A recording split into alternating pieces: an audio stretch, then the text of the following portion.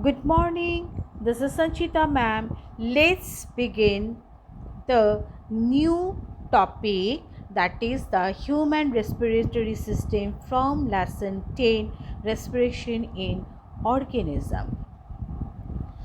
The human respiratory system consists of the following organs: nose, nostrils, nasal cavity, trachea or windpipe, lungs, bronchi, bronchioles, and alveoli.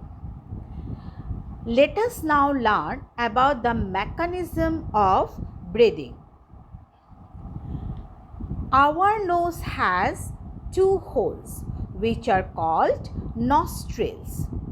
There is a passage in the nose behind the nostrils called the nasal cavity. Normally, we take in air through our nostrils. When we inhale air, it passes through our nostrils into the nasal cavity. As the air passes through the nasal cavity, it becomes warm. It also gets moistened by the mucus secreted by the membrane lining of the nasal cavity. That means inside the nasal cavity, the walls of the nasal cavity has a membrane which secretes a slippery liquid which is known as mucus. So this mucus, what is the function of this mucus? And at the same time, the walls of the nasal cavity also have hair. So the function of hair and the mucus is that means when we inhale air, along with the inhaling air, dust and other particles also get inside the nasal cavity. So that dust and other particles present in the air get trapped by the mucus and hair present in the nasal cavity. From the nasal cavity, the clean, moist, and warm air passes into the trachea or windpipe. The trachea branches into two thinner tubes called bronchi, and in singular form is bronchus, which enters the lungs. The After entering the lungs, each bronchus divides to form a large number of bronchioles. The bronchioles have tiny air sacs at their ends called alveoli. So here in the picture you can see the nasal cavity through which air enters the human body, and then it passes through the trachea. This is the trachea divides into two parts which are known as bronchi. Each bronchus, after entering the lungs, divides into, you can see, a number of thin smaller tubes which are known as bronchioles, and the end of each and every bronchioles you can see the air sacs. Clear? So these are known as alveoli. Clear? Now you see, after entering the alveoli, what happens? So each lung contains millions of alveoli. Clear? So that means our lungs contain about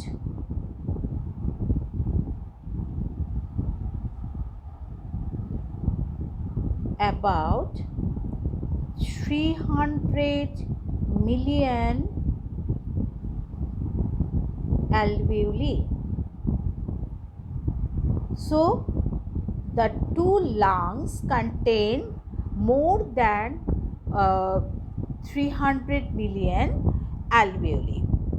Now the walls of the alveoli are very thin and surrounded by very thin blood capillaries.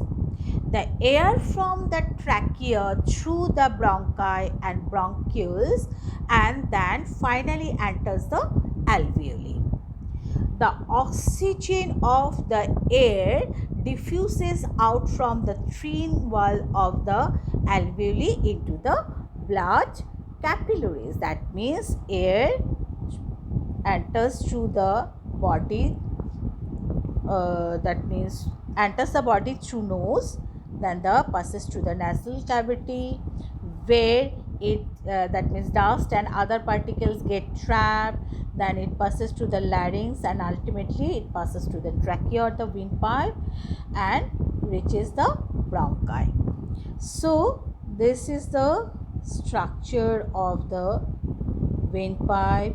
Windpipe divides into bronchi, then after the bronchi enters the lungs, and after entering the lungs, each and every bronchus divides into a number of bronchioles, thin smaller tubes which are the bronchioles, and at the end of this bronchioles we can see the air sacs which are actually the alveoles. Clear? So what we can say that the exchange of gases takes place in the alveoli, each and every alveolus. That this is alveolus is the singular form of alveoli. Now how does exchange of gases take place in the alveolus? Oxygen, when we inhale air, that means we inhale the oxygen rich air, oxygen combines with hemoglobin of the blood. Clear? So hemoglobin present in the blood to form the oxyhemoglobin. Oxyhemoglobin. Clear?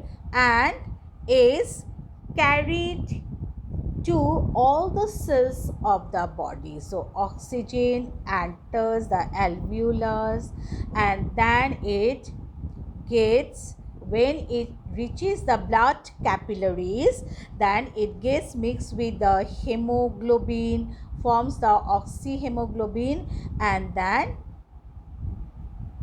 is carried to all the cells of the body. Similarly, what happens? Carbon dioxide is produced by the breakdown of food during the internal respiration. That is the cellular respiration enters the blood, that means blood. So the blood, it flowing from the tissues carries the carbon dioxide. So this carbon dioxide is produced inside the body due to internal or the cellular respiration, where in the presence or absence of oxygen, that means breakdown of food takes place, and during this process carbon dioxide is produced. So carbon dioxide enters the blood. Clear? And after that it enters the, have you seen this green arrow marks? So after entering the blood, it enters the alveolus, because we know each and every alveolus ends with one air sac which is known as, each and every bronchioles that means ends with the air sacs which is known as alveoli, and alveoli, the walls of the alveoli are very thin and surrounded by very thin blood capillaries. So after entering the blood, that means blood capillaries, the carbon dioxide enters the alveolus. Clear? Now, from the lungs, carbon dioxide is removed.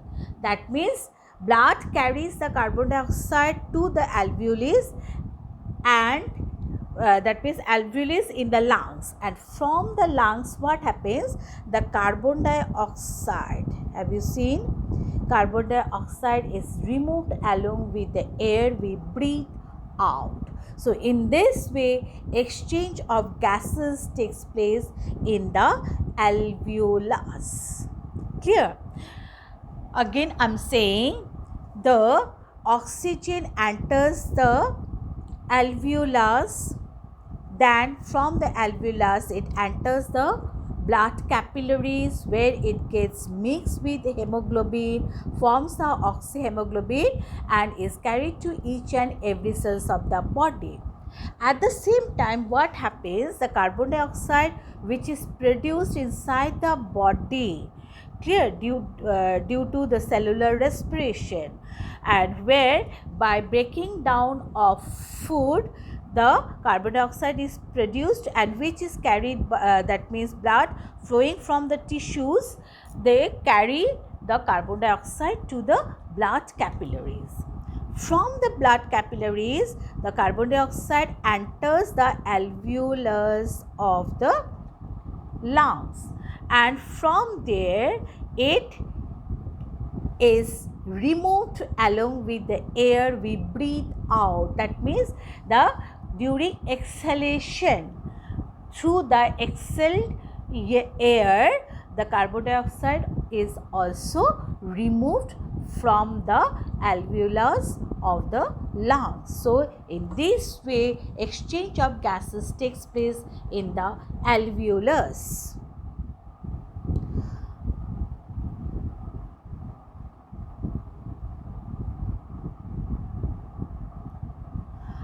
Now you see, what makes us breathe? We have learned that when we place our hand on our chest, we find that our chest rises and falls as we breathe in and out. So how does this happen? Breathing takes place with the help of the intercostal muscles between the ribs and the diaphragm. Clear? So breathing, that means during inhalation, what happens, when we breathe in oxygen rich air, the intercostal muscles contract. So two things happens at that time, that means at the same time two things happens, the ribs are pushed upward and outwards, and the diaphragm contracts and move downwards. Clear? During the exhalation, when we breathe out, the intercostal muscles relax. So two things happen at the same time. The ribs move downwards and inwards, and the diaphragm relaxes and moves upward to its original position. So what happens during the inhalation?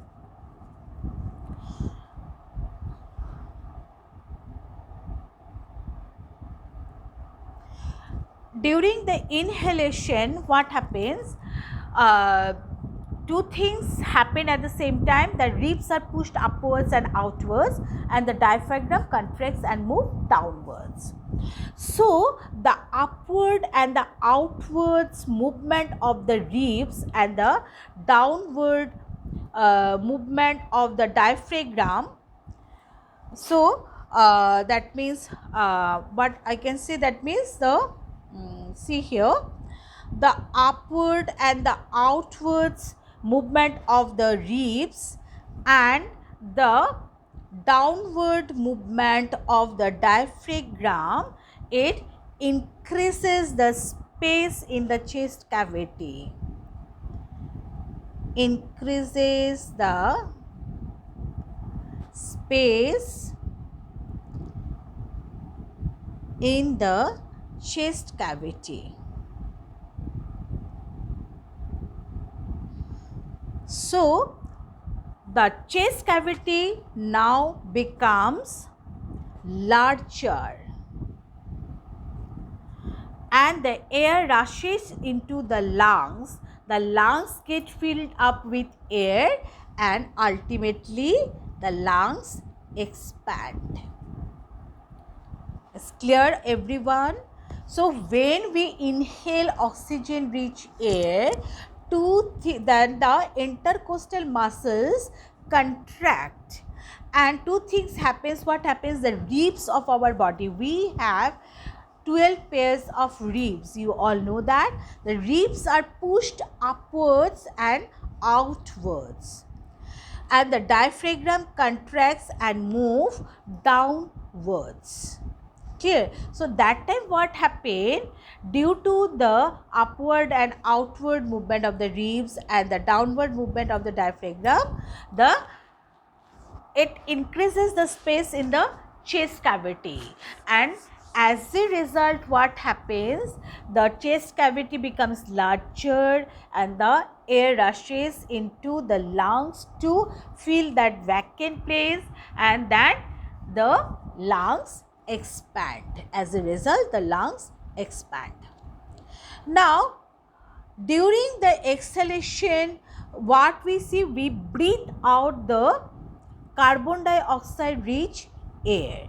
So, that time what happens, the intercostal muscles relaxes. Clear? Intercostal muscles relaxes. So, two things happens that time also. What are that? That in this time the ribs move downwards and inwards and diaphragm relaxes and moves upwards. So what are the movement we can see here? So due to the inward and downward movement of the ribs and the upward movement of the diaphragm, it decreases. In case of inhalation, it increases the space in the chest cavity, and here what happened, it decreases the space in the chest cavity. So as a result what happens, the chest cavity becomes smaller and the air rushes out of the lungs. That means the air moves out of the lungs, moved out.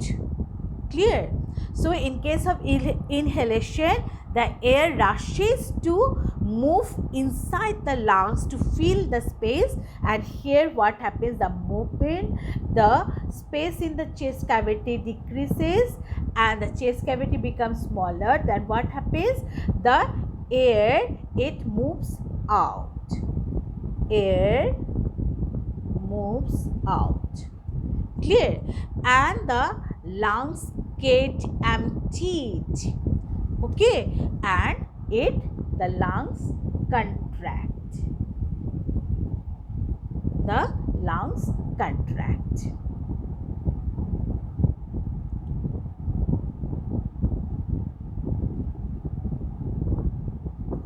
Now look at this picture. So these things happen in case of the inhalation.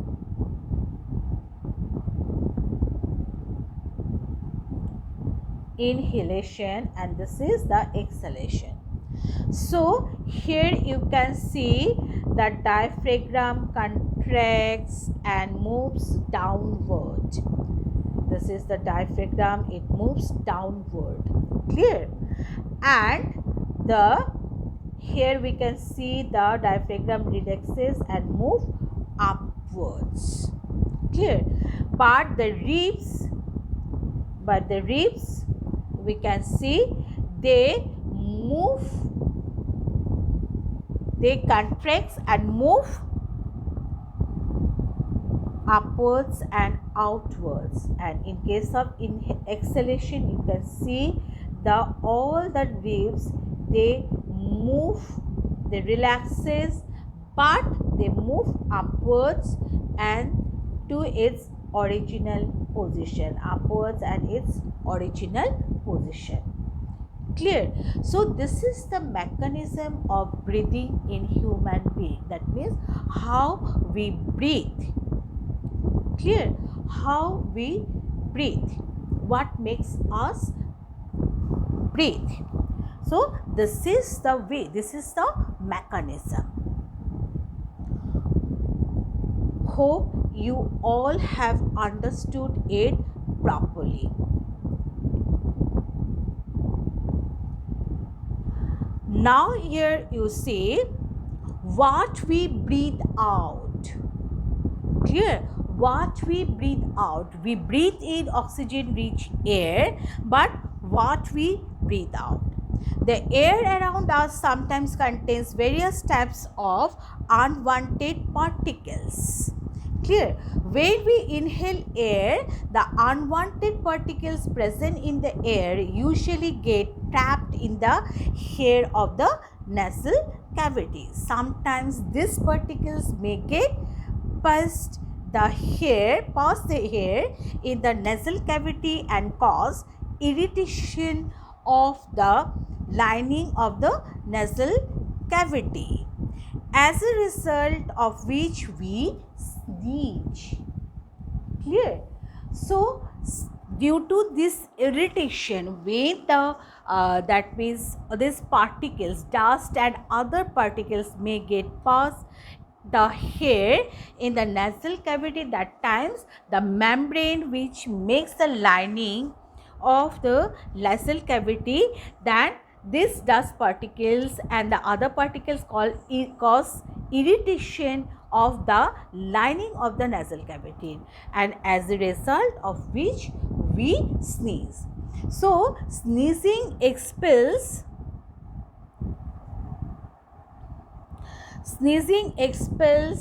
these unwanted foreign particles from the inhaled air, and a dust-free clean air enters the body.